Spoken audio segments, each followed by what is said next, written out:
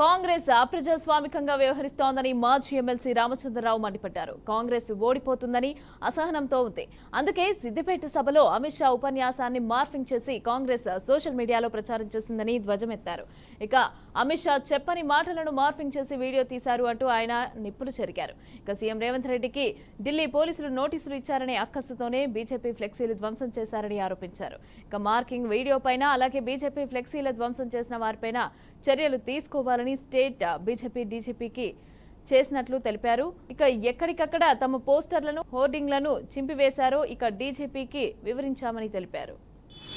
మొన్న వారు ఇచ్చినటువంటి ఒక స్పీచ్ని కాంగ్రెస్ పార్టీ మార్ఫింగ్ చేసి వాళ్ళ ఒక ట్విట్టర్లో కానీ వారి యొక్క సోషల్ మీడియాలో కానీ అమిత్ షా గారి చెప్పని మాటల్ని కూడా దాంట్లో ఇంటర్పోలేట్ చేసినటువంటి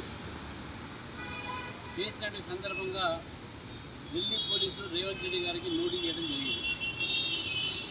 దాని తర్వాత కాంగ్రెస్ పార్టీ నాయకులు కార్యకర్తలు అసహనంతో భారతీయ జనతా పార్టీ ప్రదర్శిస్తున్నటువంటి పోస్టర్లు కానీ ఫ్లెక్సీలు కానీ మేము ఎలక్షన్ కమిషన్ దగ్గర నుంచి పర్మిషన్ తీసుకొని హోర్డింగ్స్ ఫ్లెక్సీలు అవన్నీ కూడా నగరంలో అనేక స్థానాల్లో కూడా ఈ కాంగ్రెస్ పార్టీ నాయకులు కార్యకర్తలు దాన్ని చింపివేస్తూ ఉన్నారు.